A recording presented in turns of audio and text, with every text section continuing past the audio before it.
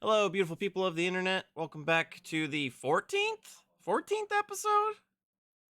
I think so. I think you're right. I think it's 14th? 14. Let us know in the comments if we're wrong, because we'll find out after we record anyways.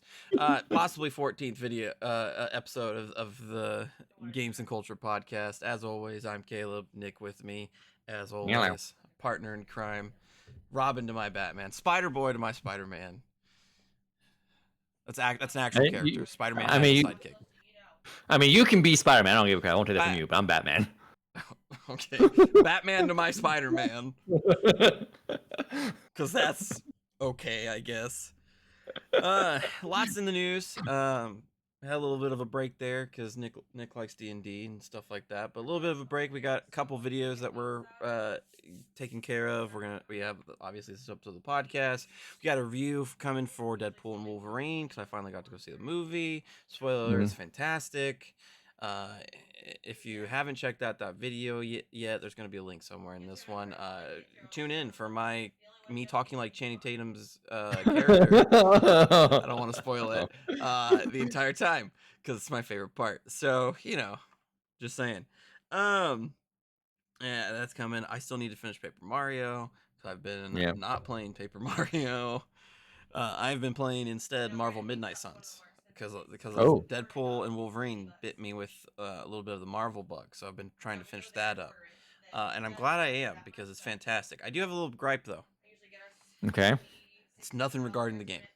The Oh, okay. DLC for the game is still $50 for some reason. Marvel Suns, I know, right? That's why I said Marvel Midnight Suns did not sell well. Came out 2 years ago, 2.5 years ago at this point. Oh no, just 2 years ago. So like, why is the DLC still $50? It's because Deadpool and Venom are characters in the DLC, and they know what those characters are worth, and it's just really annoying. Damn. It's just really annoying. Damn. But aside from that, Also got a Gen Con video coming up too. yes, we do. Nick spent exorbitant amount of money as a Gen Con. Yes. And so we're gonna try to do something with that, and show Yeah. all of you and me the things that Nick bought, and the things that I will be enjoying when I go over to Nick's house for game nights. Yeah. So yeah, that's coming up too. That'll be fun. It's gonna be lots of art. Gonna be lots of games. Mostly games. Very We might. not much art this year. Oh really? Oh, all right. Well, No. lots of games, a little bit of art. We'll get to watch Nick live. Feel buyer's remorse. It's gonna be great. Oh no, I have no buyer's remorse. But there's actually a couple things that Nick and I have been playing together recently that we want to talk about. First up being 2XKO, formerly known as Project L. You'll hear Nick call it Project L because he hates 2XKO. I also hate 2XKO, but I will be in the cold dead ground before I recognize 2XKO. but it's the Riot fighting game. The closed alpha, I believe it's being called, is going on right now. Nick got in. We both applied to get in. Nick got in, gave me his second code. It's really cool that Riot gave second codes so that you can get friends to play.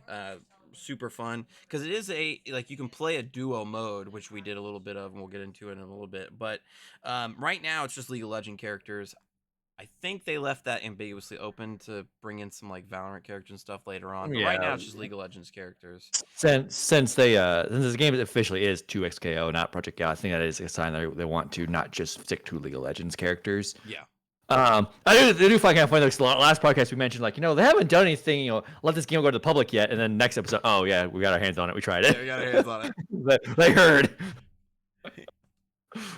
Anybody up at Riot Games, open invitation to the show. I'd love to just discuss some League of Legends bouncing with you, as well as just talk to you.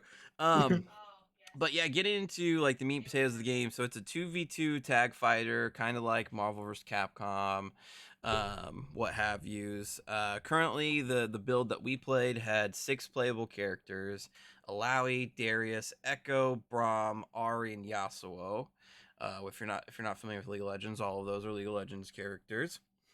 From a variety of different roles in League of Legends characters. So that tells me right off the bat that they are looking for diversity. They're not shying away from certain characters. Because, like, full stop, like, Alawi and Darius, they're top laners, they're brawlers, kind of makes sense for them being a fighting game. But Braum, even though he is the buffest man alive with the nicest mustache, he's a support character, so they're not shying away from roles or anything. They're just looking at what they can do to put these characters in the game and keep them true to their characters that they've already established in League of Legends mythos, which was great Yeah. to see as a fan of League of Legends.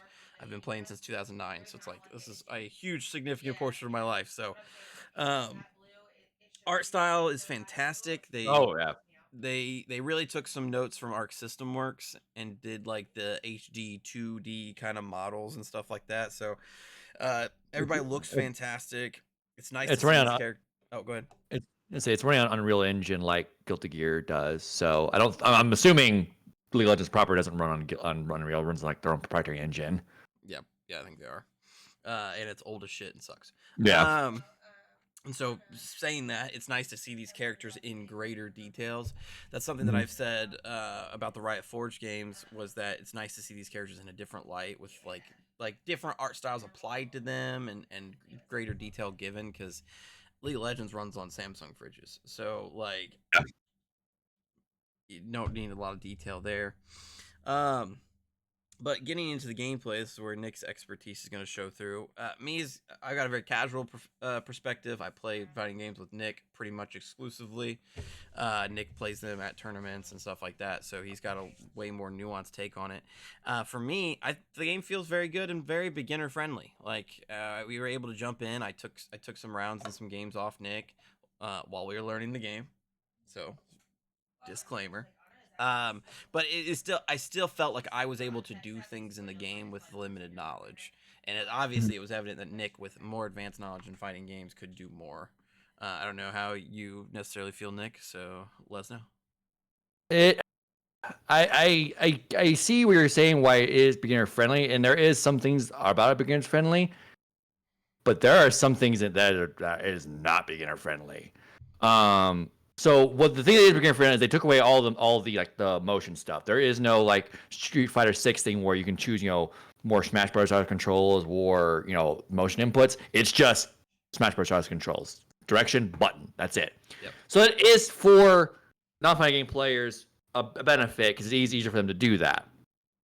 The thing where I'm saying it's not as fighting game beginner friendly as it appears to be is kind of also in the essence of the fact that it is a tag fighter. Those typically have a much deeper well of what is a possibility of combo stuff. Their skill ceiling is high. Like Guilty Gear Strive dumbed down what they did, and so its skill ceiling isn't that high. I would argue 2X skill ceiling is a lot higher, like ridiculously higher than Guilty Gear. So my concern is the first few weeks of it will be beginner friendly, and then things are going to start clicking for the real people who play fighting games, and beginners are going to get set into a blender real quick. I mean, full stop. I already experienced that. When I was playing solo, I got into a couple matches that felt fair and felt like super, like I could have beat them. They could have beat me. They could have beat me type situation. But there was other matches where I just got dumpstered and barely landed a single hit. So, and with this game being free to play, the eventuality that you described is totally possible. Beginners will jump in and then jump out when they can't win a single game. Yeah. There are a couple things I think the game, no, granted, it's alpha, so these things are more likely going to be fixed by the time the game actually officially comes out. But I do feel it would be remiss not to mention them, that hey, these things need to be here by launch. The trading mode they have in the game right now sucks. It's atrocious. It barely tells you anything. And I didn't even know this. There's a burst meter in the game. I kind of figured it out. Okay, that's my burst meter to stop combos. But the train doesn't even tell you that it's there. That's how it's operating on a burst meter. It just tells you, hey, here's how you do your burst. But there's a meter for it. There's a meter for it. They don't tell you that. They don't tell you how to do air teching, which is a thing in the game. So there's a lot of mechanics that at play that the tutorial just does not tell you, which in this day and age, both Street Fighter, Tekken, and Guilty Gear all have super robust onboarding. Yeah. So if you don't have a good onboarding, the lack of motion controls aren't going to help you. Yeah. It's kind of like training wheels. That's what motion controls are. The not motion controls, kind of are. They're training wheels. If you give someone who knows how to ride a bike training wheels, and you give someone who doesn't know how to ride a bike training wheels, but you don't bother to teach that person, the training wheels are pointless. Yeah. So they really need to have good onboarding. Sure. The second thing I feel like that point is even more important with it being free to play. Because with it being with the most like Street Fighter 6 or Tekken 8, those are premium games, so you are opting into your experience essentially. So I feel like a good onboarding, since this game's gonna have wider appeal since it is free to play. I think it's even doubly important. Yeah, you got, because fighting games are one of the hardest genres to get into because there's already a wealth of knowledge already existing, and they're harder. So as I said, I think as it currently stands for me, Street Fighter 6 is still like the gold standard of how to onboard people.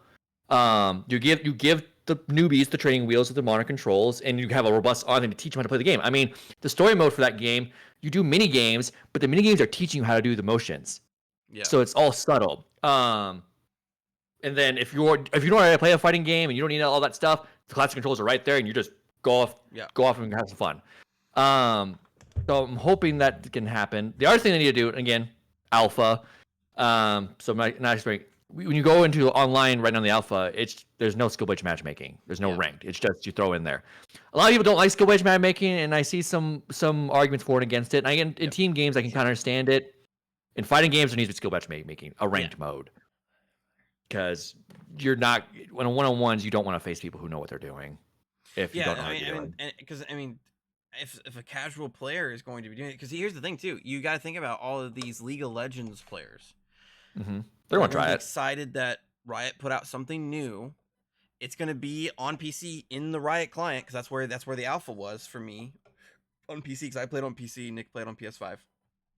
And so there's going to be tons of people that are just like, let's check out Riot's new experience.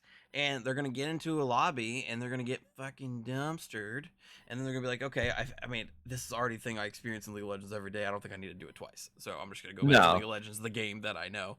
Yeah, so they definitely need to figure something out. My concern with that is, so those lobbies can hold like 20 people. So you have to matchmake 20 people that are similar skill level. Guilty Gear has it. Okay. Like, well, they have a system. then they need to call up Arc System Works and get that in. Because if they can fix that problem, I think that a lot of people will gravitate to 2XKO and have a good time with it. Guilty Gear has kind of like a twofold thing. They have they call it the tower, which is your rank, and as you rank up, you can't go to lower floors because that's where the weaker players are, and you rank higher and higher, you can play a higher important. That's genius. There's also what they call the park, which is just completely open, no skill-based matchmaking whatsoever. So you go to the park, you're gonna possibly face that problem, but you knowingly go into the park knowing that. The tower is actually the default. That's actually genius. That's actually genius, because then you're at the very least that these players are similar level because you're all on the same floor. So yeah, I like that a lot. I think that 2XKO needs to implement something like that. I think that'll be super helpful. I mean, like I said, from a very casual perspective, overall, I quite like the game. I think it'll be really cool. I'm excited to see what characters make the cut into it. So I'm excited for when it launches. I definitely be playing it. I will say the battle pass, they gave a small battle pass for the alpha, with a couple skins for Yasuo and Ari in it, but they get taken away from you after the battle pass, which is freaking like after the closed alpha ends, which is weird. That's a weird thing to do. Those things should just be tied to your account as a thank you for giving this a shot. Every other company does that, so I don't know why this is like that, unless they're like gonna give the first battle pass to everybody for free. But yeah, I mean, there are good things. I said my biggest concern is will it be successful in getting new players to stick with it? That's to me its biggest question mark, because that is clear what it's wanting to do. But in terms of like style, like you said, the characters look great. It has a lot of personality that it fits. I think with the tone it's going for. I don't know personally. I don't think it will become the like. I don't really have to measure like size is Evo in terms, entrance number. I don't think it will beat Street Fighter and Tekken. I think it will get close. It could possibly overtake Guilty Gear, maybe, because Guilty Gear is the oldest right now in terms of what's current. But I could definitely see basically a timeline where, because they do 4 games on finals days, or for the next couple of years, our final 4 games once Project L comes out would be Project L, Guilty Gear, Tekken, and Street Fighter. And those 4 are going to be our kind of big 4 for right now. And yeah, I can see that. I can see a world where it doesn't quite make it up there. I mean, that's Riot's thing, right? Is to create a game to take over an esport. They did it with League of Legends. There's no other MOBAs really. No, because League of Legends killed all of them. Valorant came out and is a very, very solid competitor to the likes of Counter-Strike. And Counter-Strike is like, aside from StarCraft, like the oldest esport. So for them to come out and challenge that popularity is huge. I agree with you. I don't think that Project L is going to do the same. I don't think it's going to reach that #1 status. No. I definitely think, though, it is going to be healthy, as long as they can make the changes that we laid out. I'm really concerned about that matchmaking, that skill-based matchmaking, because that's the thing. If somebody is going to jump into this, since it's free to play, and they just get their ass handed to them first match out, what tells them to play another match? Because losing that badly because you don't have very much fighting game experience, that's just not going to be fun. You can just go pick up your Switch, play some Super Smash Bros, and get it and have an infinitely better time. So but looking good so far. I think there is some strong points to it. So obviously this is an alpha. I think they said that 2XK, they don't expect 2XKO to even come out until like next year. So this is like a really early alpha. So I would imagine it's probably gonna come out before Evo next year, though. At this rate, I would hope so. Probably, maybe sometime like April or May. Yeah. Give people a couple months to get acclimated with the game before. Yeah. And I will say, I do also think, as you mentioned earlier with Riot, kind of taking over. I do think Riot's has a healthy mindset for what they're doing with this, though. Because they did say, because like League of Legends is ran by Riot in terms of its like esport, the world, all that stuff. It's ran by Riot proper. Riot already said they're not going to do that for Project L. They're not going to make it their own thing, all that stuff, because since fighting games already have a grassroots circuit in a sense. Yeah. Evo, Crown Baker, all those things. They're just going to do what the others do and come alongside them and run their own kind of like circuits through those events. Capcom does the same thing. Earn points at certain events, and then the most like 10 highest players, most points, will invite to a special tournament at the end of the year. I'd imagine that's what they're going to do. Yeah. But they're not going to try and overtake. They're not going to try and make Evo a league only event. Yeah. Which is good. I think that's the way it should be for fighting games. Is that grassroots? You're playing in the back room of some card shop, and then you're playing at a convention center in your city, and then you're playing at this convention center and you're like as a regional center, and then you're going to fucking Evo. Like that's fighting games in my mind. Yeah. So, very similar to card games, ironically enough. Yeah. Very similar to card games. I just had that thought popping in my head. But yeah, 2XKO off to a strong start. I think there's definitely still some room for improvement, but that's what you expect out of an alpha. It's doing better. It's doing better than Concord did. So that's pretty much all you can ask for. Shout out to Concord. We'll be watching 2XKO's career with very good interest. Yes, we will. We've also been playing a little bit of Fortnite. I'm always playing Fortnite. So. Well, yes, you're always playing. I need a reason to play, and Epic was like, "Well, what if we just do Marvel as a season?" And I said, "That's making a lot of points." But yeah, the new Fortnite season started this week, and it's all Marvel themed for the most part, which is really fun. Some iconic locations from Marvel Comics in the Fortnite arena, the raft, Doom's Palace, and it's all really fun. Yeah. Some new Marvel themed weapons. You can get Captain America's shield, which gives you the ability to block as well as throw the shield. It comes back to you. Really wish there was a little bit more ricochet to that shield, but we're splitting hairs at that point. I was in a It is ricochet. It does a little bit. It does a It, little it bit.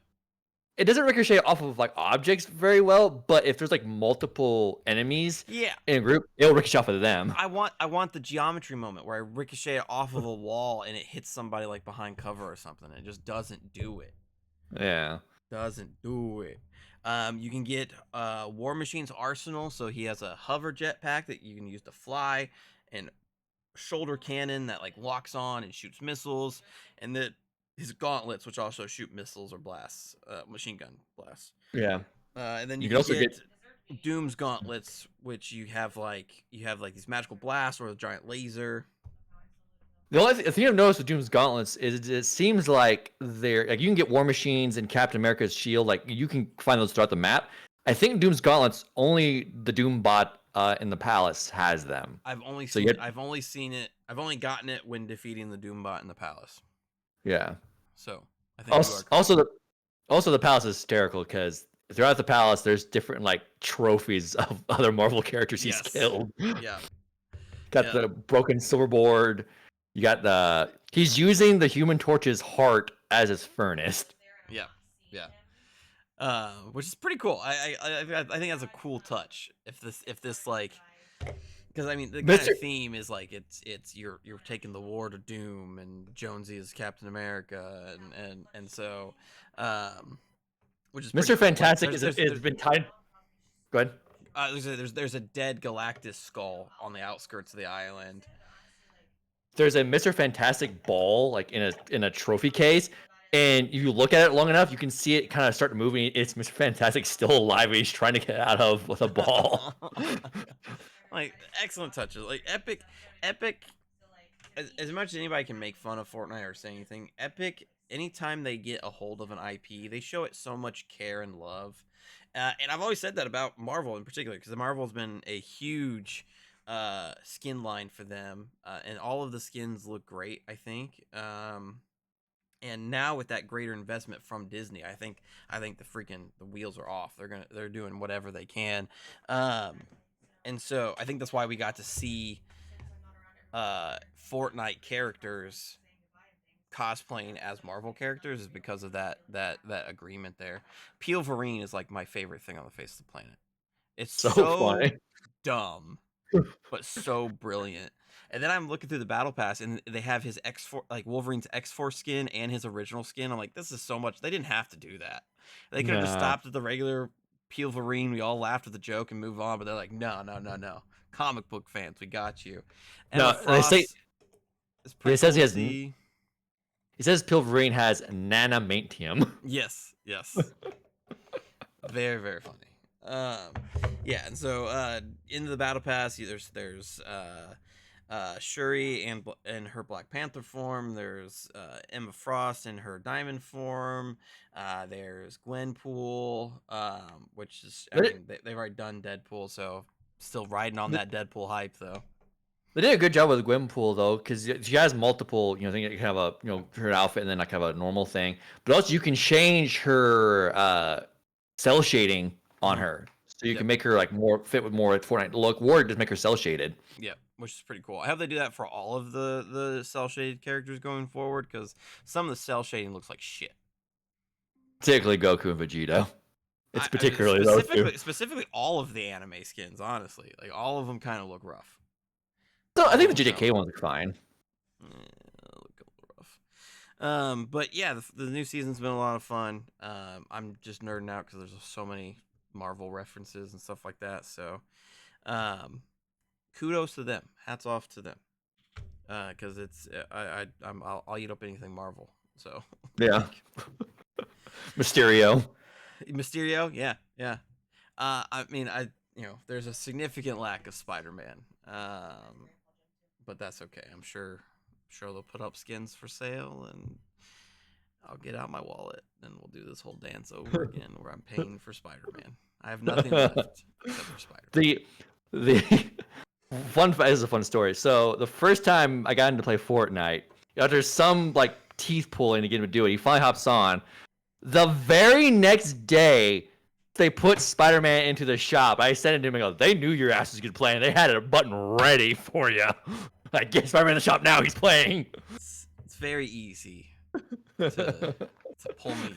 You just put a Dangle guy Spider-Man in keys. red and blue spandex with a spider on his fucking chest, and I'm there. I'm there with the beads on. Ugh. Like I said, I have nothing left except for Spider-Man. Because of Okay. Spider-Man. Okay. So let's talk about some news, because we've now spent 25 minutes gushing over 2XKO and Fortnite. So let's get some news. None of it. I mean, only. I hope that you enjoyed our lively talks about what we're playing, because that's probably the last happiness we're gonna see this episode. So, Sort of. lots of big stuff to get into. Well, there's one other happy moment. But let's get into the first big sad shit. Layoffs. A word that is now synonymous with the games industry. And they are coming home to Bungie to roost. Bungie laid off some people last year. Pretty sure that we might have mentioned it in an episode or two. But there's now another round of layoffs that hit at the very tail end of July. This after they released the final shape. Yeah, this was after they released Final Shape. Final Shape came out in the beginning of June. Pretty much everybody liked it. Pretty sure it's successful. Yeah, well, it was critically successful. It was not financially successful. Destiny has been steadily losing players. People will come back very briefly, check out new expansions, but every new expansion, it's less people coming back than the one before. And I knew Lightfall did some damage to Destiny. Lightfall did some damage. It was one of the worst expansions that they ever released.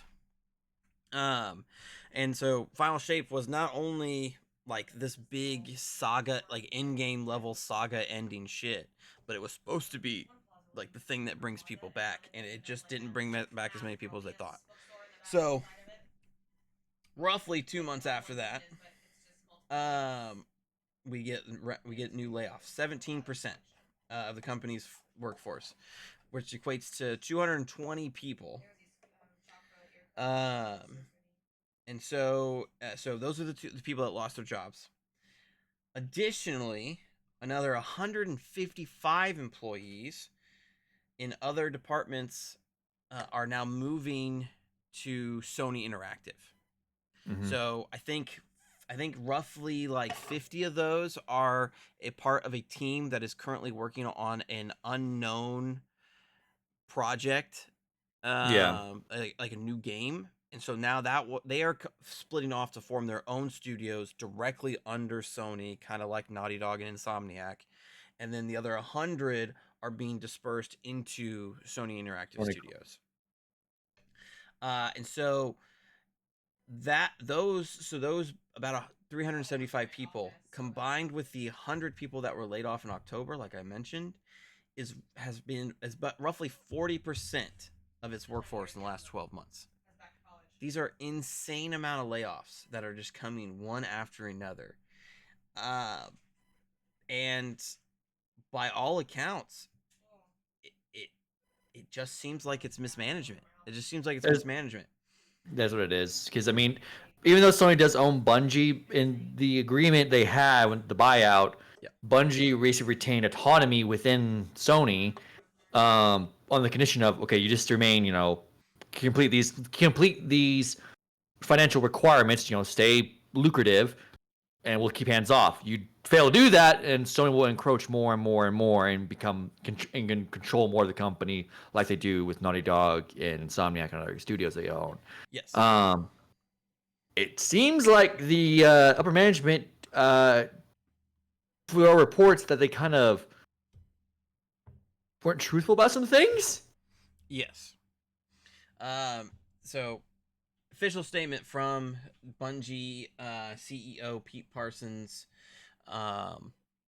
which we'll get into a little bit about him because there's some controversy about him. But we're just gonna talk about the layoffs for now. Stated that Parsons offered, I'm quoting the Verge article on this here, Parsons offered an explanation for all of the news around layoffs, stating that Bungie grew too quickly and spread its leadership team too thin amongst its many projects. They had that unnamed action game that's now under Sony, Marathon, and Destiny, just for reference. This had a knock-on effect on the studio's known projects, resulting in what Parsons called a quality miss with Destiny 2's Lightfall expansion and the delay of its next game, Marathon. They've already said that it's not coming out anytime soon.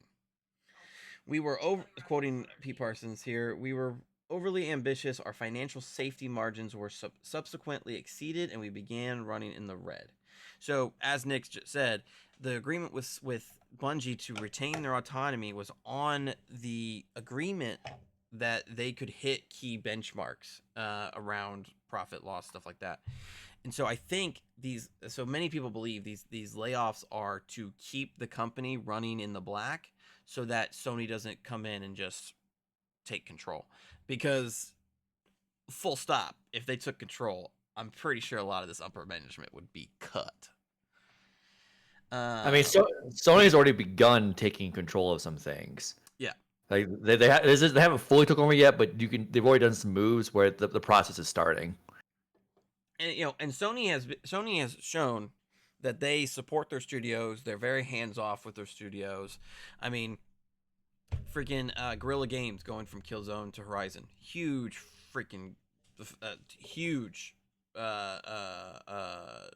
like chance to fail there, because like they've never done a game like that. Killzone's a C-list shooter at best. Like, you could argue not enough trust's been up for them to create a new IP. They landed it. Insomniac doing Spider-Man. They didn't really. I mean, they had a little bit of a experience with open world action games, but like to take on one of the world's most well-known IPs, like that comes with a lot of responsibility, pun intended, for Insomniac. And so they've shown that they trust their studios and stuff, but they have consistently stepped in with Bungie because there's definitely some stuff going on there. So I think that this is not the last that we'll hear of this stuff. No. Like we talked about, Final Shape didn't do as well as they hoped.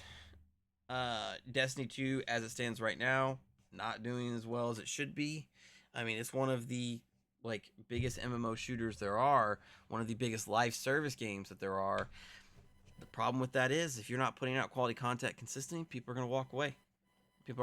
I played Final Shape. I loved it. It was an end game level conclusion to this Darkness saga. Have I gone back and played it after I beat it? No. There hasn't been anything to pull me back. And I think a lot of players are the same way. So, I think Bungie will continue to shrink until Sony fully steps in. And takes over. I think if it's a weird scenario, because honestly, it sounds weird. I don't know if this is a good purchase for Sony yet. I do think though, Bungie needed Sony to buy them, because if this is how their management is treating them, if they were not bought out, we may be looking at Bungie collapsing and no longer existing. So for Bungie's side, this was a good deal ultimately, because that way they survive. Yeah. Sony, on the other hand, you bought a bunch of problems, clearly. Yeah. Maybe in the future you can turn it around, but as of right now, you just have a bunch of problems. Yeah, for sure. I agree. And the studio that's doing the new action, the new studio, this is a quote from Pete Parsons. We are working with PlayStation Studios leadership to spin off one of our incubation projects, an action game set in a brand new science fantasy universe, to form a new studio within PlayStation Studios to continue its promising development. So I think for those 50 employees, I think you got kind of a crap deal that's turning into a good one, because Sony has already shown that they will support damn near everything as long as it's a good concept, and it seems like this is one that Sony thought was a good concept. That's why these people still have jobs. I mean, now we know. For example, no, because was this that game we were working with a single player game? I don't think it said. I think it might be a single player game though, but I'm not sure. Well, so now that game is going to be exclusive because the Bungie's thing was we can do whatever we want. We can release on all platforms, including Xbox. Now that goes to a Sony studio, that game ain't going anywhere. Well, single player ain't going to PC first. It will be on PS5 only first. Yeah, probably.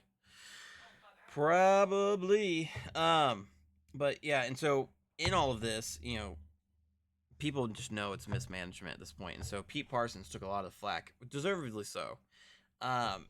It was stated that hours before the news of the layoffs came, he was inviting affected people to his house to look at his car collection because he has a car collection that's valued at almost $3 million. Like, no, it's not $3 million, is it? I thought it was something a little bit higher. It was something high. Right, like maybe $2.3 billion, somewhere in there. He's got a really expensive car collection, like of the likes of like Jay Leno, and he was inviting people over to see it hours before they were going to get laid off. And I mean, I'm curious with it because Sony spent like $3 billion for the company itself, and then spent another $1 billion to retain people. So I'm starting to wonder if some of that money didn't go where it needed to go. I mean, and that's the speculation, right? Is that he's letting these people go to cover his mismanagement of funds so that they stay in the black and stay autonomous is what the belief is.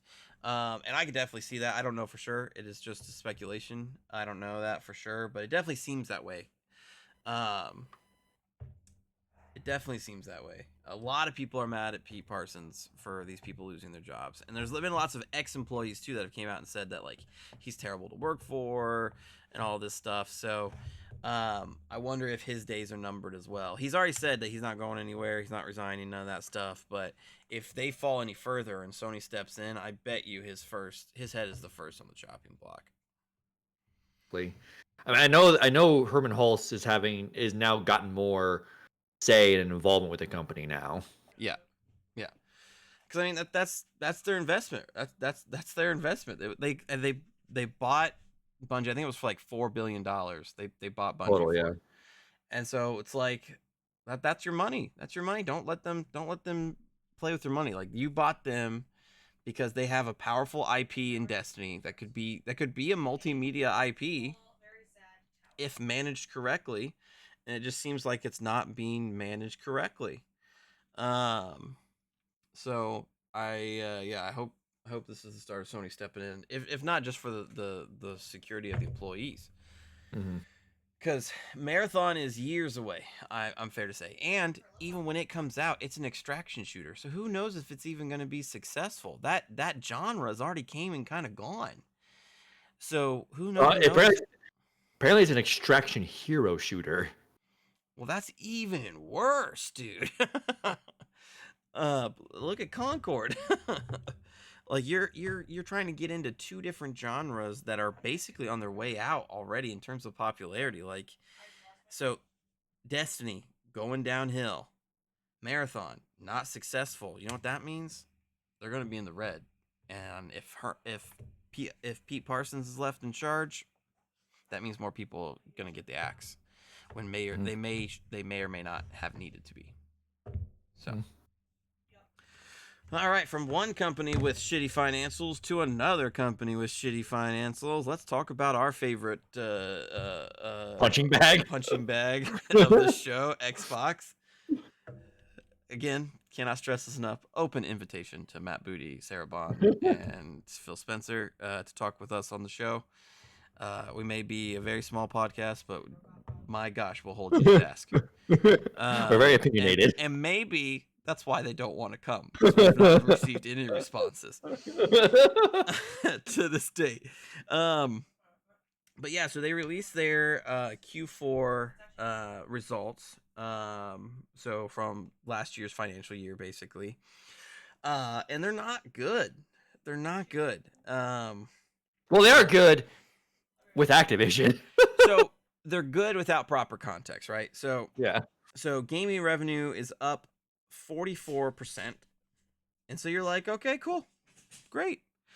And then I read the rest of the sentence. Bolstered by Activision, who was up 48%. So that means Xbox total revenue would be down 4% if they didn't acquire Activision Blizzard.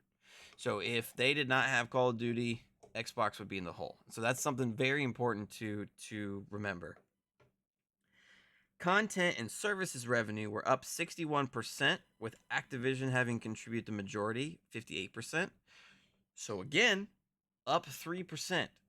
Game Pass only up 3%. They were very clear that they needed to be upwards of like 8-10% to keep this business model sustainable. We're not even close. Xbox hardware. This is the big one. This is the big one. Xbox hardware revenue down 42%. 42%. This is after, because Sony has posted their financials that their PlayStation was down year over year as well. But the context for that one is the year before they were up like 200-300%. So you're coming big down to earth after a record-breaking year. Xbox in the case, they're down again after already being down the last year. Yes. So they're just continually snowballing the way down. Yes. So the breakdown did not include net income for the Xbox division.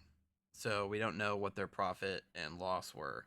But total Microsoft revenue was up 15%, and net profit was up 10%. So Microsoft, the company, doing very healthy. Xbox division, not doing so hot. I mean, at this point, you could say the Xbox division is just now the Activision division.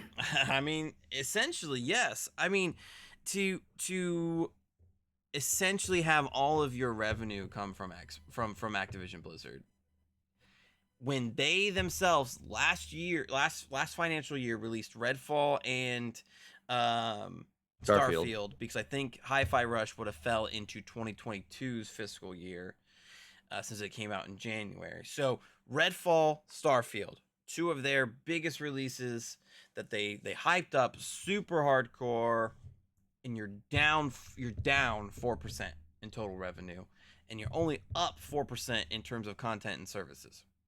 Yeah. Well, these numbers are for specifically the quarter four. So for them, that is April through June, because theirs is from July to June instead of April to March. So that quarter four for them last year is when they released Redfall. Yeah. So they had a stinker last year in. So this would only really include Starfield then as like the biggest. It wouldn't include Starfield at all. It wouldn't include Starfield at all. Because Starfield was Q1 of this fiscal year, so their Q4. What I'm saying is this fiscal year. So from June to June, the only thing that they have is Starfield. Yes. Yeah. But my point is these numbers are not including Starfield. The time windows of these numbers are not including the Starfield opening. Yeah. Not the launch, but Starfield was available. Something that they've heavily marketed.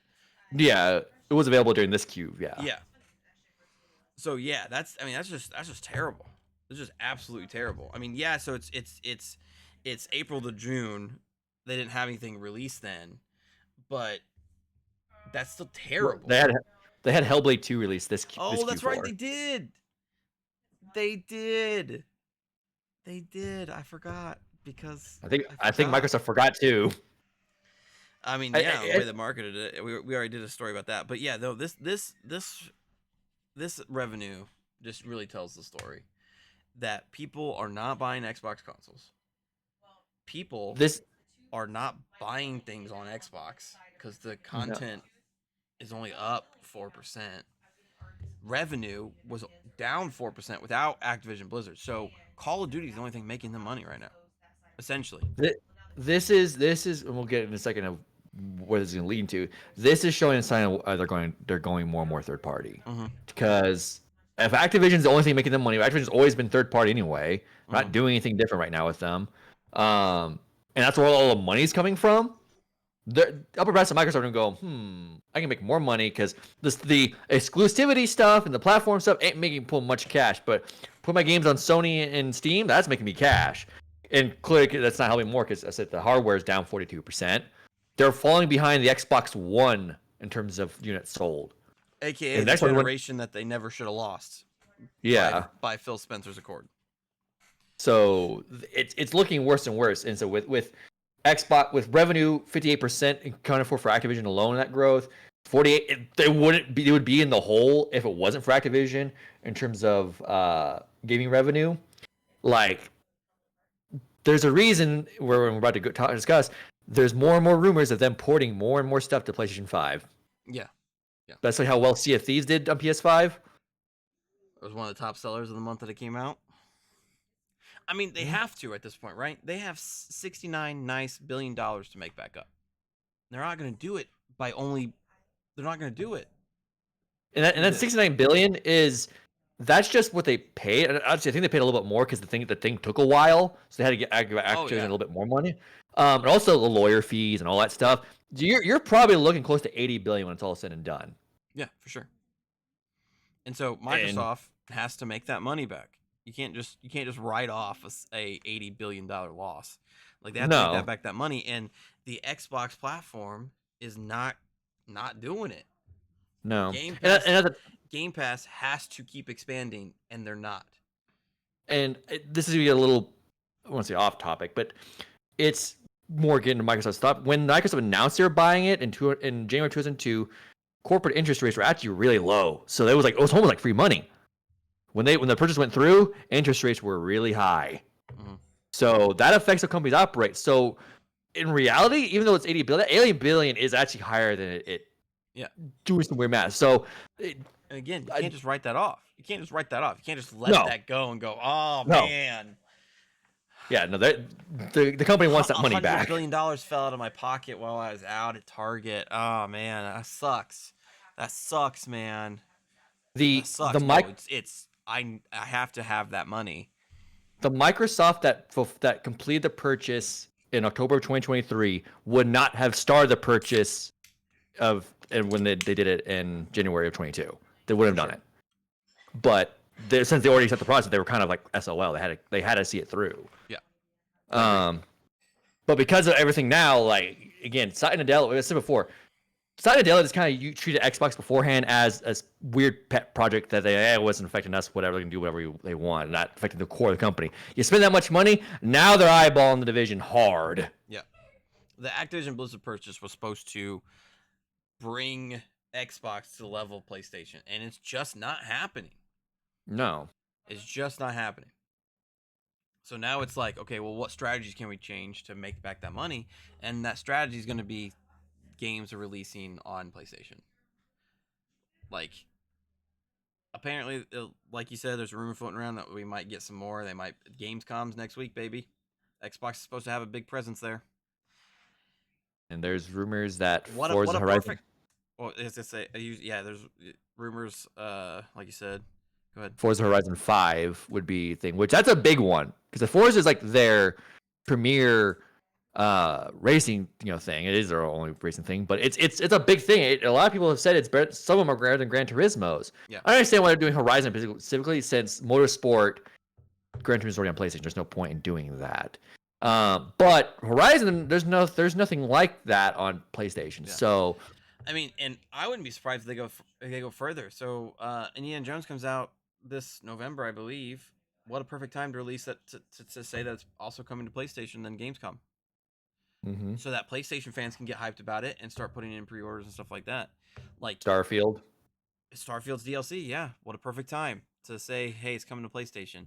The fact of the matter is, Xbox took a gamble and said, hey, Microsoft, sexy daddy Microsoft, if you buy me Activision Blizzard, I will be as big as PlayStation.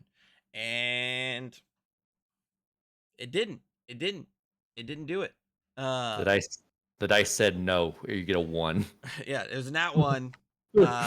Microsoft punches Xbox in the face. Says, "Why did you lose my money? I'm in control now." And I think that's what's happening. I think that's what's happening. So, and it's only going to get worse for Xbox. Sony has got things in the works that we don't even know about. Apparently Santa Monica's working on a new IP for the first time ever. There is Insomniac has Wolverine and their unknown multiplayer project, and they've got to do a Venom game. Otherwise, I'm gonna collapse in on myself. And I'm like There's their biggest customer. So like, there's heavy rumors of a PlayStation Showcase next month because of the PS5 Pro. yeah, and if showcases are better than state of plays, they're gonna ball out. So this is just going to get worse for Xbox. I will say Matt Booty was right. They need studios that makes games that will bring them players and prestige because they ain't got it. They had one. We'll get to that. But people are already lining up for the next Spider-Man game. People are already lining up for Wolverine. People are already lining up for the next God of War. People are already lining up for maybe some of the shit that Naughty Dog's doing, unless it's another Last of Us remaster. Then nobody's lining up. But that's just to say, these storied companies have franchises that we love. You've bungled the one that everybody loved in Halo. So what's next? Fable? Good luck. People that play RPGs don't have an Xbox. Good luck, dude. You better hope that every single PC owner buys it. Avowed, it got delayed. And people already didn't have a lot of faith in it anyways. So, yeah, I think the only way to go is third party. Start getting these games on PlayStation. Start making sure they release on Steam and not just on the Xbox launcher, on PC. They have been pretty good about that, Keith. Yes. They usually, but making sure you keep that going, because plenty of PC owners can download Xbox and get Game Pass, and they don't because they just would rather have it on Steam. So you got to go where the players are. You got to release things that people like, and it shows that Xbox is kind of unwilling to do that. I mean, look at all the closures in the spring. I mean, also, how many devs have said it's not worth the release on Xbox? Yeah. Because they've trained the Xbox players to not buy things, just to get off a Game Pass. Mm-hmm. I mean, the fact that Marvel vs. Capcom Collection is not released on Xbox at all, like, because they know if they wanted to, Xbox would be like, hey, we really think that you should put it on Game Pass. No, I just would like it if people paid the $40 for it. Thank you. My game is worth more than $10. Sorry. mm-hmm. I mean, look at all the indie games that only release on Switch, PC, and PlayStation. Like, there's just no player base on Xbox. So, Xbox got to get it together. We beat down on Xbox out of love, because we as gamers benefit when everybody is performing at the highest level of output, because that means that level of competition means that they're going to strive to be better. I mean, I would still say the best generation was the 7th. That's the PS3 360, because they were neck and neck. So both of them were doing everything they could to get you, and it worked out. Yeah. Then we got some truly fantastic games out of those generations. Halo 3, Uncharted 2, Gears of War 2, Uncharted 2, Last of Us, God of War 3, Infamous. We as gamers benefit when all sides are running at max capacity, because that means everybody's fighting for your money, everybody's fighting for your attention. Xbox has zero of my attention. Like, I mean, seriously. A lot of people say Sony right now is as complacent as they were at the beginning of the PS3 generation. I don't agree with that. I do think they got a little complacent. Yes. But not PS3 bad. Nowhere near as early PS3 bad. Yeah, I agree with that. But I'm not surprised they got complacent, because their competitors keep shooting themselves in the foot. Yeah. And everybody's already said they don't look at Nintendo as competition, when in reality Nintendo doesn't look at them as competition. But no. But yeah, I mean, when Microsoft just out here just shit in the bed, Sony's just like, okay, I'm gonna remaster Last of Us for the 3rd time. People are gonna buy it. It's gonna be great. I don't have to do any work. Like, it's not what they're doing.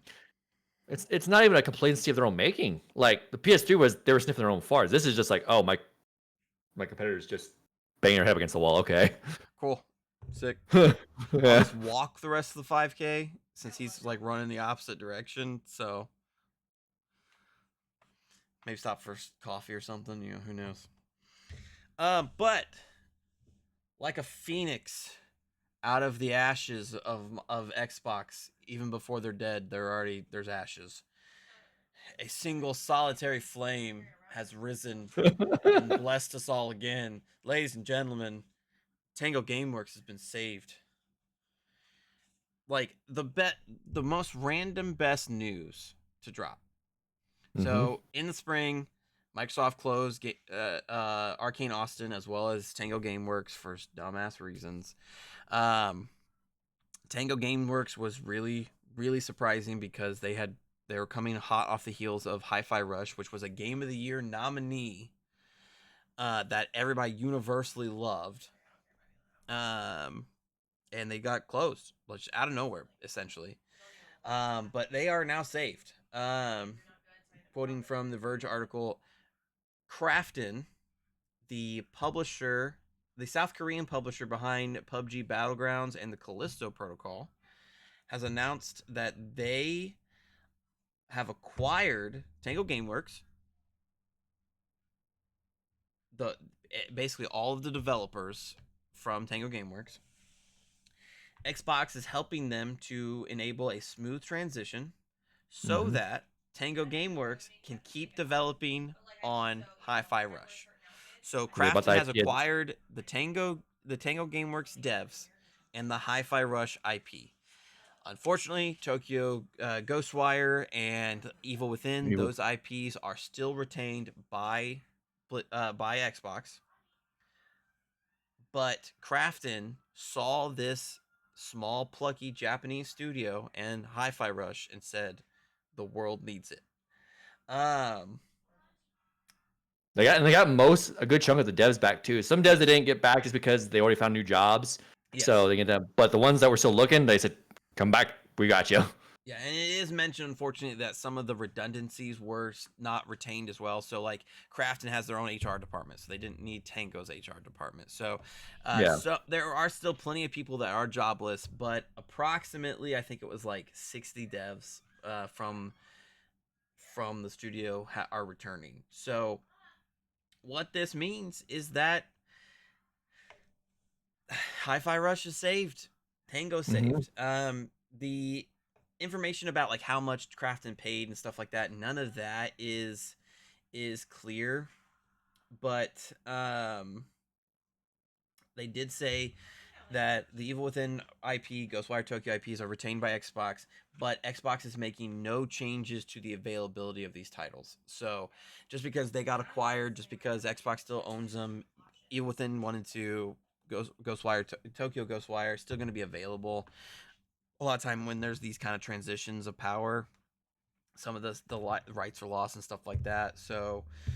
Um, so that's exciting to see. So it seems like Xbox is taking this in stride, helping them out, which is the least that they could do after unceremoniously firing them, essentially. Mm-hmm. But man, I'm just so happy about this.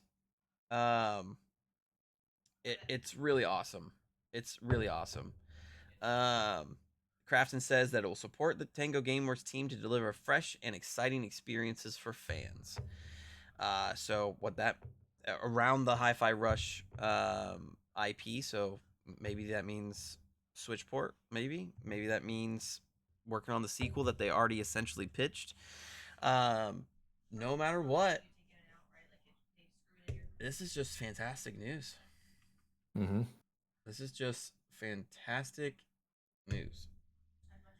I mean, I imagine Hi-Fi Rush 2 is what they're going to start immediately developing on, since that's what they were pitching, and that's what Krafton said they want to expand upon as Hi-Fi Rush. So Yes. I'm banking this not even a question like, okay, get to work on Hi-Fi Rush 2. Yeah. That's what they're telling I them. wouldn't be surprised if they try to get a Switch port out there or something along those lines while they're trying to do that.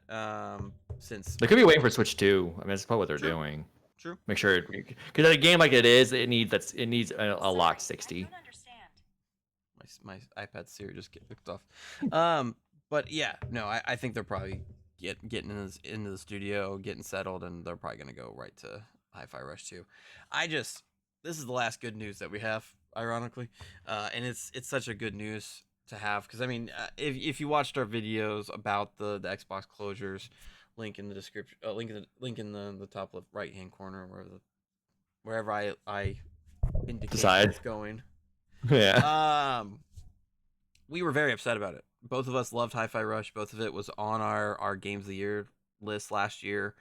It was nominated for Game of the Year last year. Like Matt Booty iconically said, we want games that bring them players and prestige, and that's exactly what Hi-Fi Rush did. So it didn't make any sense for them to close the studio. And so I'm so happy that they're getting a second chance and that Hi-Fi Rush will live, because I truly love that game. That game is solid. If you haven't played it yet, go show Krafton some love. Get Hi-Fi Rush, play it. It's on PlayStation now as well. If you're a horror fan, give Callisto Protocol another shot. I know that's not the best game in the world, but clearly it's from good people to save Tango Gameworks. So if it's cheap right now, I feel like it deserves a play just off goodwill alone. Like I'm not trying to be a Krafton spokesperson or anything, but you saved one of my favorite games of the last like couple years. So like I feel obligated to be like, you guys are good people. Just go buy Hi-Fi Rush. It's on Steam. Yeah, just go buy Hi-Fi Rush. That's ultimately what it is. It's on Steam. It's on Xbox. It's still it's on PlayStation, as I said as well. How much is Hi-Fi Rush? Soon limited run games will be doing physical versions of it. So Hi-Fi Rush is on sale for $18 right now. Go buy on Steam. Go buy Hi-Fi Rush. That's a good deal. That's a really good deal, actually. See, now I'm curious. I'm curious myself. Is it? Oh, I wonder if it's how much is it on PlayStation? Let me look myself. $18 as well. I mean, it's on sale on PlayStation 2. You have no excuse. Go out and buy it.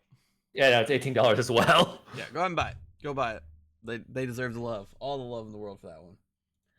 All the love in the world.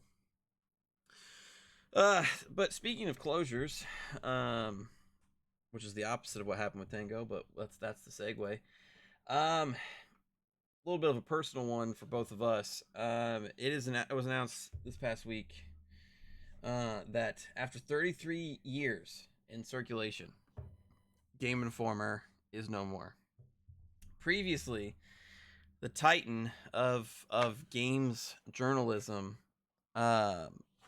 dating all the way back to 1991, before either of us were even alive. It is no more. Transparently, both of us worked at GameStop. That's where we met each other and everything like that. So we have some insight knowledge on kind of what we experienced around Game Informer and its decline. We're going to just speak factually about it. We're not here to bash anybody or anything like that, but to say that this is disappointing news is an understatement. Like I said, it was one of the titans in video game journalism. Started in 1991 under the video game retailer Funkoland. That was one of the places that GameStop eventually bought, was Funkoland. And so Funkoland was acquired in 2000, and that's when Game Informer was also acquired. Like I said, at the height of its popularity in 2011, Game Informer circulated 8 million copies and was the third largest magazine. So for a video game magazine that was started out of the back of a video game store, to go from that to being the third largest magazine in circulation was crazy.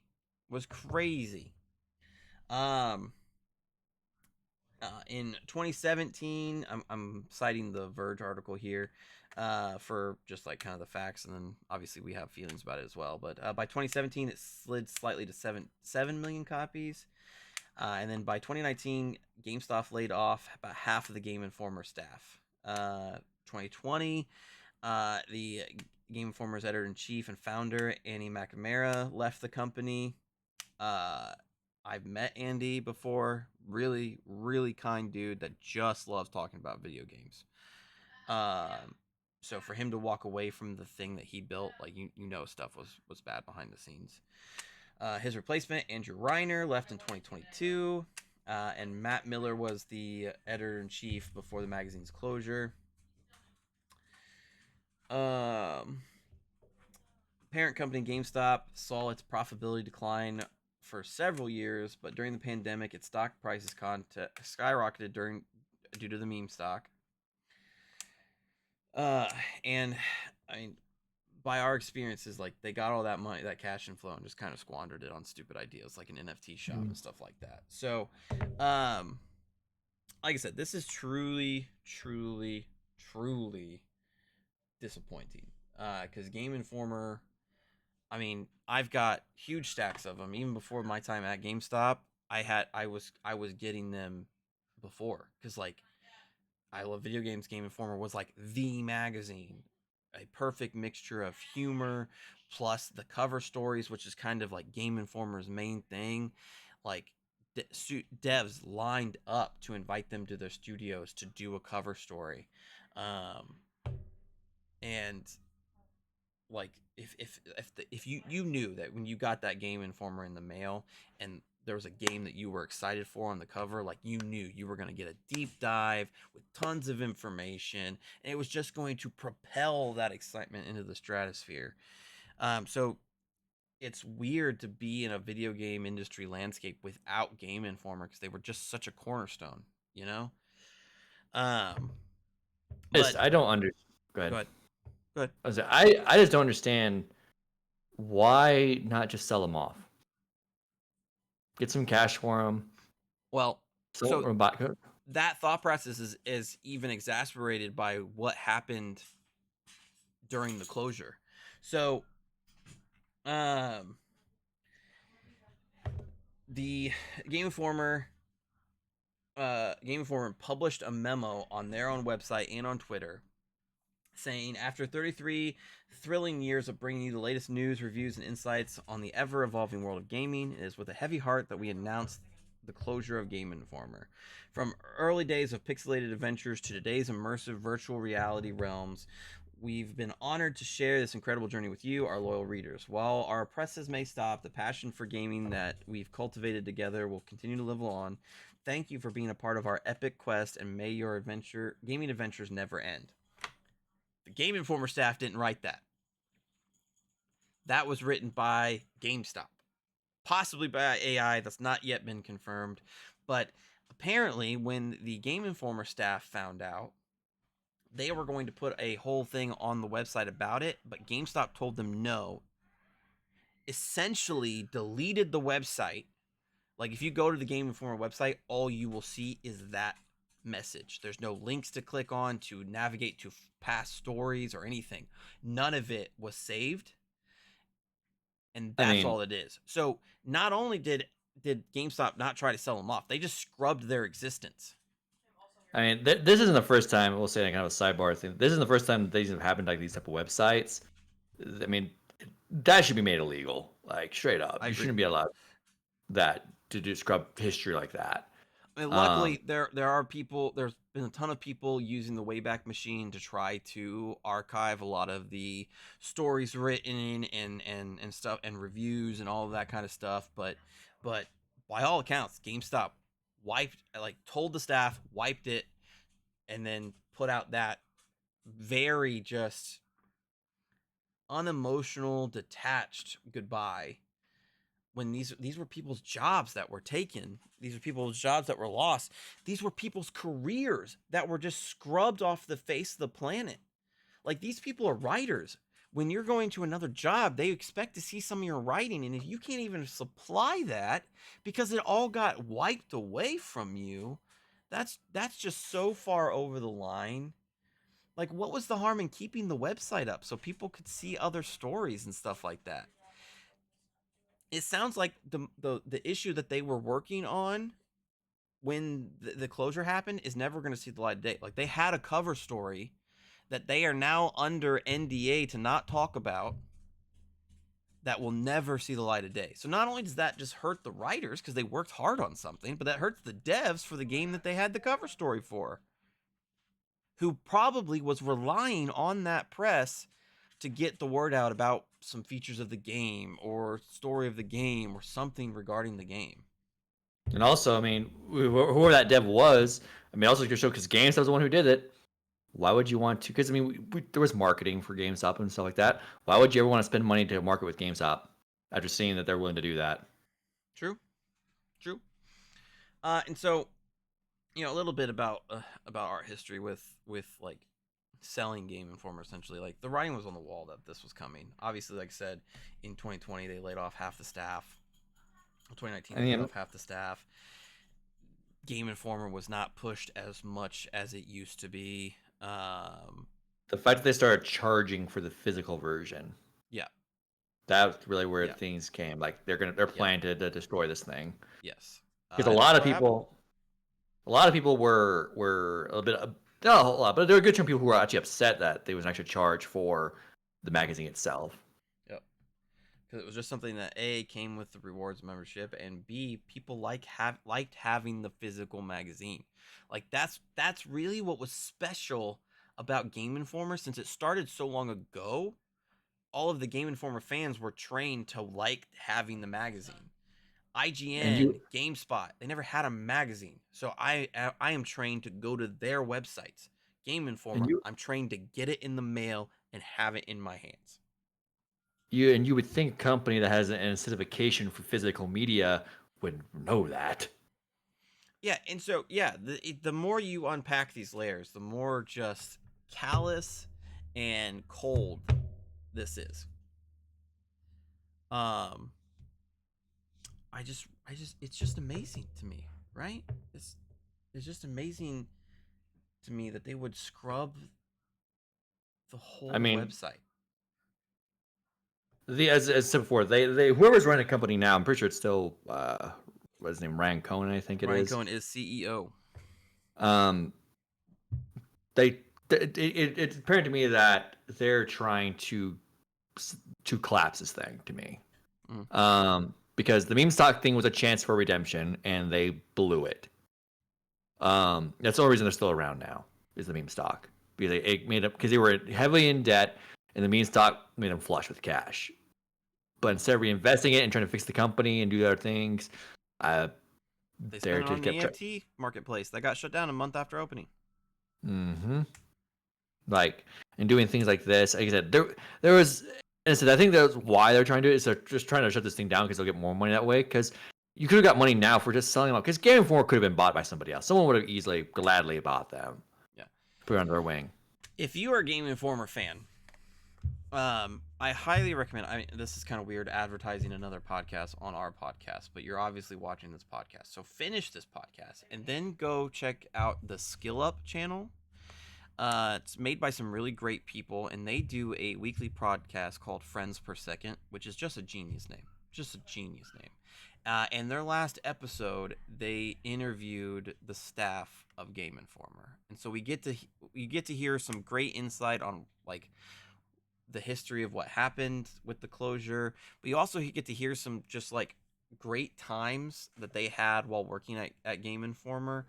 And so if you're nostalgic for that kind of thing, I highly recommend checking it out. I won't link it or anything because I don't know the rules around that, since that's not our shit. I'm sure. Yeah. To the 10 people that are watching this video, I'm sure that the Friends Per Second podcast is going to be pretty cool to them. But definitely go check it out just to hear from the Game Informer devs, journalists, because it seems like it was just random. They walked in and there it was. So they definitely deserve support in their future projects, because they are tremendous journalists. I'm sure that they will land on their feet with all of us rooting for us, because I think this is one of those unanimous things where nobody thought that this was good news. No.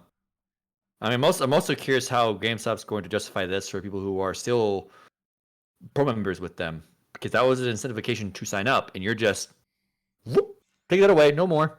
Yeah, that's a good point. And that was a big thing for a lot of people. Yeah, they really wanted it. I mean, I don't, and The fact of the matter is, I mean, there is no justifying it. But I mean, are you dropping the price of pro memberships? Are you are You know you they won't. No, I know they won't. Are you reimbursing them in some kind of way? Um, because I'm sure for a lot of people, this closure falls not at the end of their subscription. So No. yeah, just You, you, absolute you, bummer. you and I both know that there would have been people refusing to renew it because of that. Oh yeah, I'm sure that there are going to be. I mean, the fact of the matter is, for anybody working at GameStop now, the pro membership just got harder to sell. After multiple rounds of it getting harder to sell. Um, and for a lot of people, this was the reason to have it, because Game Informer is just one of those products that so many people have fantastic memories of. They've built up a rapport with fans. They are trusted, and now they're no more. So, absolute bummer. Absolute bummer. Absolute bummer. I mean, I think closing them down is one thing, but scrubbing their existence off the internet is a whole other thing entirely. So, Mm-hmm. And then GameStop had the nerve to talk about game preservation on their Twitter page after they did it, and just like, dude, maybe you should sit this one out, I GameStop. think I think I think if Nintendo talked about games preservation, it would be more impactful. Accepted. Accepted. Yeah. Yeah, there's a better word. Jesus Christ. Yeah, it sucks. It absolutely sucks. But hearts go out to all the journalists and writers and editors and everything like that made Game Informer special throughout the years. Huge part of my childhood, huge part of your childhood, a huge part of our adulthoods as well. I mean, some of those cover stories were some of the best video game journalism I've ever read. So, heart goes out to Game Informer. You will be missed wholeheartedly. I Um, remember. Go ahead. I remember the main discussions we've had. We opened the box and there's a stack of them, and looking through like, oh, look at this cover and like that. Yeah, or we'd go to the reviews and argue over whether or not a review score was too high or too low. Yeah, there's just something special about Game Informer. It's because they were the oldest around. It's because they paved the way for everything. Everything around video game journalism dates back to Andy McNamara making Game Informer. Would we be sitting here on this podcast doing what we do if it wasn't for Game Informer? I don't think so. So, and I think that's probably every video game journalist. The fact that video game journalist is a career title is because of Game Informer. Mm-hmm. And now we are in a world without him, and it sucks. So, hearts go out to all of those affected. Hope they land on their feet, greener pastures, hopefully. So let's move into some other weird news. Black Myth Wukong comes out next week at the time of recording. On August, I believe it's 22nd. Oh no, August 19th. No, okay. So that's just Steam. Shit releases early on Steam. It's August 20th. Sorry, August 20th release date. Action RPG, out set in Chinese mythology, made by Game Science, which is a Chinese developer. And so they sent out some review copies to streamers to get people hyped, as well as journalists. But to the streamers and influencers, Game Science sent them a little do's and don'ts for covering Black Myth Wukong. And they're weird.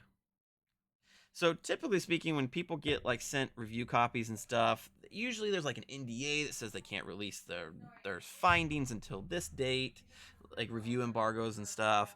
Sometimes, in the case of Cyberpunk, for instance, as much as we love that game to all hell, the launch was messy. Cyberpunk told people that they couldn't use their own footage. They could always only use B-roll from the trailers and stuff.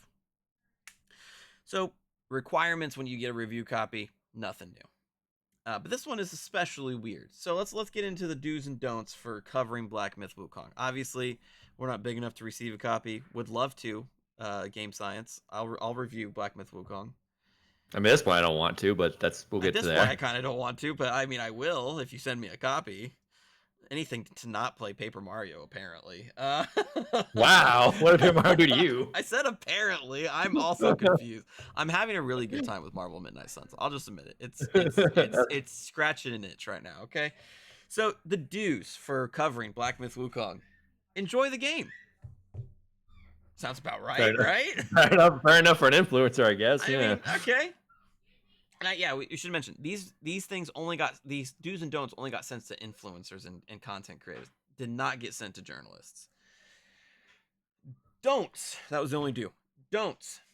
Do not insult other influencers or players. Okay. Fair. Sure. You know, you don't want negativity associated with your game. Sure. Do not use any offensive language / humor. Okay. Little odd, but like Chinese culture is different from our own. Sure. Whatever. Do not include politics, violence, nudity, feminist propaganda, fetishization, or other content that instigate negative discourse. Sorry. Excuse me? Feminist propaganda? Feminist propaganda. Nudity? Okay.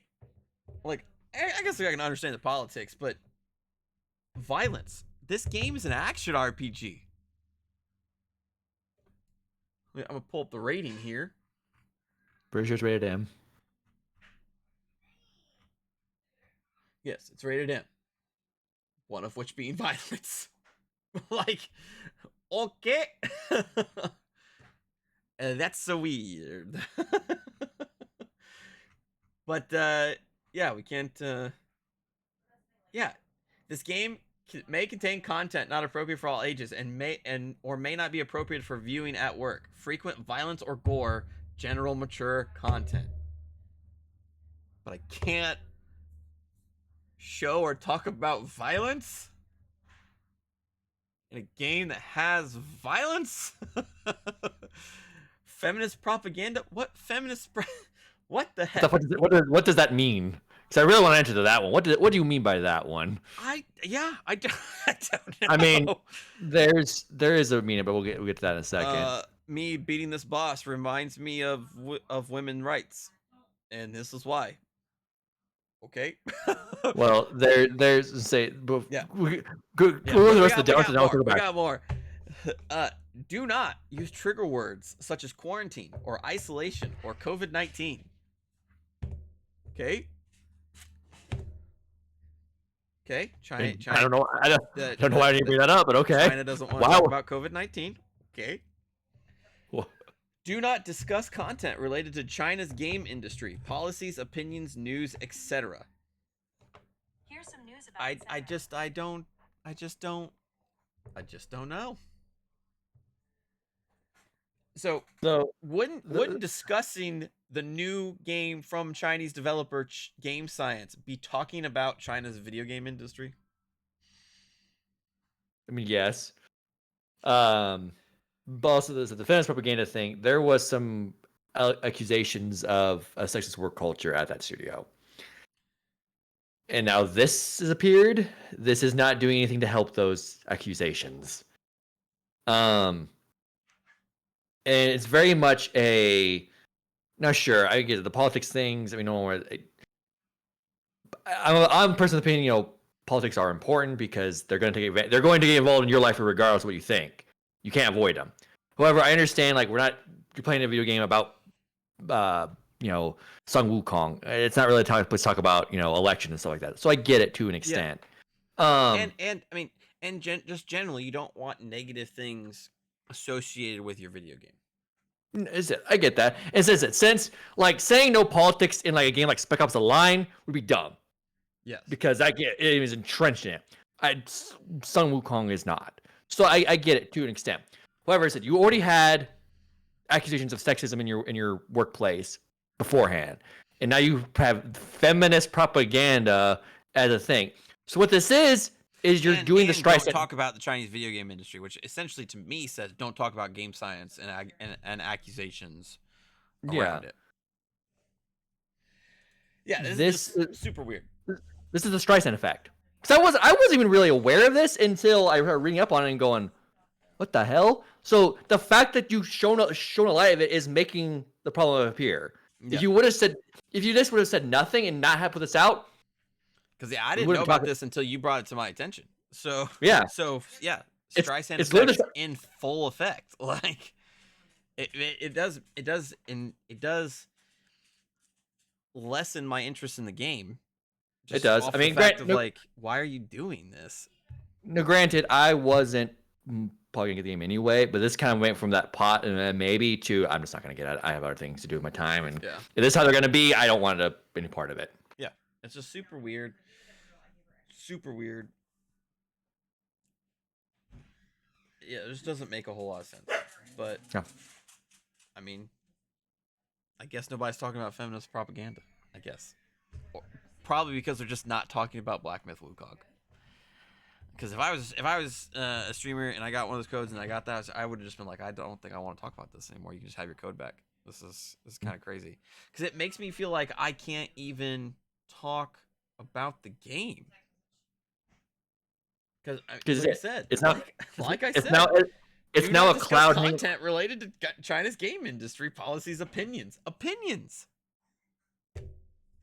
Now a cloud just hanging over your head over the whole thing. It's like for no reason. So super weird. Super weird. But whatever. Small bit of news here, and then we'll get into the last thing. I want to save that. I'm gonna save our last thing for last because I think we can have a funny discussion about it. We gotta liven things back up after all that. So, Dragon Age Veilguard got its release date, October 31st. Is this BioWare's last chance? I hope to God last time on up to bat. Who knows? I'm concerned that it is because this release date came out of nowhere. Like we're launching like 2 months ahead of time. Like I'm concerned they're rushing this game out the door, and it's the last thing BioWare needs right now. Well, and there's been a lot of things about the game. It was supposed to be live service, and then they said no, and so I mean, Dragon Age Inquisition was Game of the Year in 2014. Veilguard already has big shoes to fill. BioWare, shadow of its former self. Because in between 2014 and 2024, some shit has gone down. Mass Effect Andromeda, colossal failure. Anthem, holy shit. How'd they go from colossal failure to fucking shit, we got a Jason Schreier article written about us, to now we are sitting at 2024. Veilguard is coming out. There's been lots of stuff about it. Like, is this BioWare's last chance? I mean, if it flops, I fear that may be the case. I mean, when they showed off footage over the summer, people were not really impressed with the visuals. And now this release date comes out of nowhere. Is EA sending this thing out to die, or is it truly ready? Maybe people's fears are unfounded. Like, this is Schrodinger's game. It is simultaneously good and not good until it's played. I mean, I want Mass Effect 4, but like, I fear it's not gonna see the light of day if this thing fails. As I said, we got to get over this first. And EA is not a gentle master. No. No, they're not. Oh my gosh. I mean, is this BioWare's last dance? I hope to God not. It is the question. I hope not. Oh, you got it now. But we will find out on October 31st. Coming out to Xbox Series X, PS5, PC. We will see. Wait with bated breath. We wait with bated breath. Yeah. Interesting release date too. Kind of falling 31st. In between some stuff. Yeah. But here's hoping. Otherwise, Mass Effect 4 ain't happening. Please no. Ain't happening. And so we'll wrap up the news with possibly a pretty funny story. I mean, it could be sad depending on how you look at it, but I personally think it's pretty funny. It's both. The Borderlands movie. Have you seen it? Let us know in the No. comments. Both of us have not. Not many have seen it. Not many have seen it. So, Borderlands was announced a couple years ago. They're doing a movie. Initially, I thought this could be something interesting. Definitely had the potential to be good. It is not. But By any stretch. It's possibly it says it's on track to be the biggest box office bomb in history. Not just for video game movies, but just in general. Which is crazy. Just absolutely crazy. It opened with a 0% on Rotten Tomatoes. Like, that is a new level of just schlock, right? It rebounded to 9%, 9 or 10%. So it's, even with more reviews rolling in, it's still bad. And I mean, just everything about this movie is just bad. My first concern came in when they announced Kevin Hart as Roland. If you're not familiar with the Borderlands games, Roland is from the first game, and he's this like very military minded person, very gruff, very to the point. Not Kevin Hart. He's also a big, tall dude. Yeah. Again, not Kevin Hart. Not Kevin Hart. Nothing against Kevin Hart. I think he's very funny. I just don't think that he was right for this role. No, he has a very specific style of humor that he's good at doing. That style is not Roland. It sounds weird. I don't particularly care for The Rock as an actor because all he does is play himself. But honestly, that would have fit Roland. Yes, it really would have. And so I wonder. So they cast Cate Blanchett as Lilith, who is also this kind of no nonsense, kind of like Paragon character type thing. So I think Cate Blanchett fits that role pretty good. So I wonder if they cast him as Roland to like balance it out. But then you have Tiny Tina and Claptrap in the ensemble cast as well. It's like, you don't need more comedy then. You got it with these two. And then rounding out with Jamie Lee Curtis as Tannis, Dr. Tannis. So there's plenty of comedy. We didn't need another comedy actor. Where was Mordecai and Brick? Also good questions. Like, and so I think also the Cate Blanchett thing was a little miscast too, just because she's like 55, 60. True. So if you were to want to make this a franchise, you have to pick somebody young, because somebody young, a cornerstone of the franchise. Yeah, she's in all 3 games, so you would need someone who can last that long, and she's not at that age where she can do that much longer. Not for high action roles. And then also you have the script. The script is just, well, let me also talk about that. But like, Jack Black as Claptrap doesn't work. Like, Claptrap is in a weird spot of where he's designed to be annoying, but they make it funny. Yes. How Jack Black played him off does not work. I don't understand. Like, you have all these live action actors, just get the person from the games to voice him. It would have been fine. It worked for Tails in the Sonic movies. That's the voice actor from the video games. Mm-hmm. So just get that voice actress. Tiny Tina being in the first story, because it's supposed to be the first game. She's not in the first game at all. No, she's not. And reading this, what the synopsis for this movie is, it's supposed to be a canonical prequel to Borderlands 1, but it can't be at all, because apparently this is in the movie, Lilith was raised on Pandora, and yeah, that's not how that works. It's the first time all 4 of them got to Pandora was the time. Yeah. They're trying to open a vault, which okay, but the Tiny Tina is apparently the key to a vault herself. Even though fucking God. Yeah, even though in Borderlands the keys are actual keys, and the people who can charge the keys are the sirens, which is Lilith. which is Lilith. Also, the fact that apparently though there's a chosen one story going on, and Lilith like the chosen one. And it's like there's no chosen one stories in Borderlands. It just these crazy bounty hunters like I'm going to open a vault even though people are telling me not to. Yeah. Like the way to get this movie to work was just you make it Deadpool meets Mad Max. Exactly. And they couldn't do that.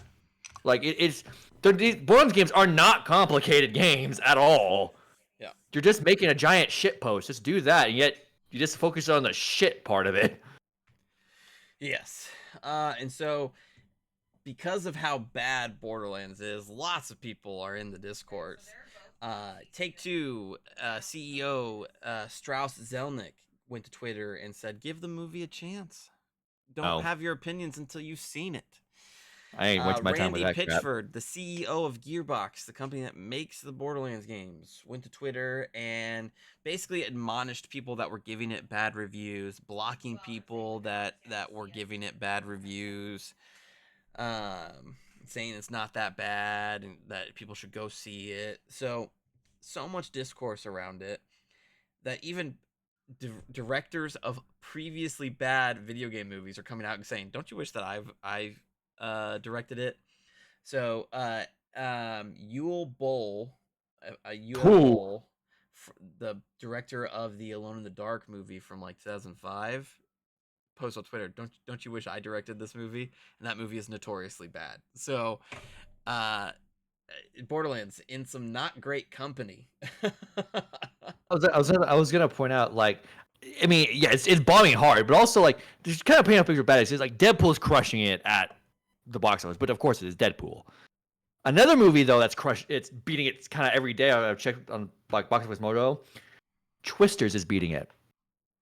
A disaster movie. Now I like Twisters. I did see Twisters in the theaters. I have a soft spot for those type of movies, but disaster movies are kind of niche. Yeah. And it's a sequel to a 30-year-old movie, and it's in its like 5th week, and it's still beating Borderlands daily. That's bad. That's bad. I think it's only made like $8 million, and it had a budget of like $145 million. So like this is a colossal failure. They're saying that it's not just the biggest bomb in video game box office history, but just in general. Yeah, for sure. And here's the thing. I was gonna say, here's the thing now. Like beforehand, 10+ years ago, it's been like, yeah, of course, because video games can't be adapted. That excuse is gone. Yep. Mario, Sonic, League of Legends, Fallout, Last of Us. We have proof that we can do it. Yeah. So Borderlands is not an excuse anymore. This movie is extra disappointing because we kind of were entering a golden era of video game adaptations. Like you said, Sonic, Mario, Arcane, Fallout TV show. Not saying that there aren't blemishes. The Halo show sucked, but there were way more good things than there were bad things, and now the scales are getting tipped slightly back towards bad things. So super disappointing. Super disappointing, but also hilarious. I mean, people knew that this movie was going to be bad before it came out, and so I think because we've seen so many good stuff now, I think us as gamers are starting to like know like what stuff is going to be bad. Like everybody's like, Mario movie, Chris Pratt, weird. Everything else perfect, and then it was amazing. Last of Us, Pedro Pascal as Joel, that's amazing casting. Ended up being amazing casting. So I think the tides are shifting that we are just gonna. I think we're just recognizing what's good, what's bad, and that's why nobody saw the movie. It's because it was bad. Like nobody even gave it a shot because they knew it was bad. I hadn't seen a trailer yet for it until like the week or two before it came out. Because when I went to see Deadpool, a trailer played before Deadpool started. It was the first time I ever seen a trailer for it. And I literally was watching like, what the fuck? And after the trailer, I leaned over to a friend of mine and went, that was like shit. Like holy and fuck! It was. It was, but like dear God, it was easily the worst trailer in the bunch that showed before the movie. Damn. Damn. Like, I could tell this thing was a stinker from a mile away, but for sure. Damn.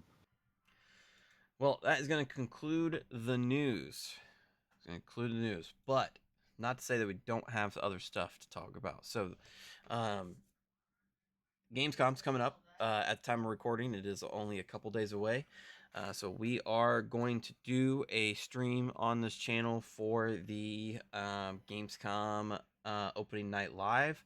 Jeff Keighley's is announcing, just like years past. Monster Hunter Wilds is confirmed to be there, but and Xbox is confirmed to have a heavy presence there as well. So hopefully we get some good news. So that's going to be happening Thursday, August. I thought it was Thursday, but this says August 20th. So maybe it's Tuesday. Maybe it's Tuesday. Oh, Just keep you on the lookout for that. sometime this week. Yeah, sometime this week we're gonna do a stream for. It is August 20th.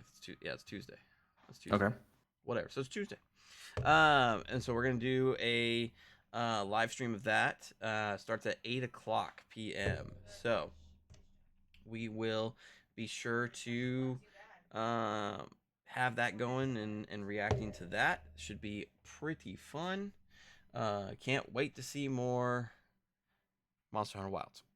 But until then, we've got that Deadpool Wolverine review coming up, Paper Mario whenever I finish it. So plenty of stuff to look out for on the channel. So like and subscribe if you haven't done so already, and we will see you in the next video. Adios. Goodbye.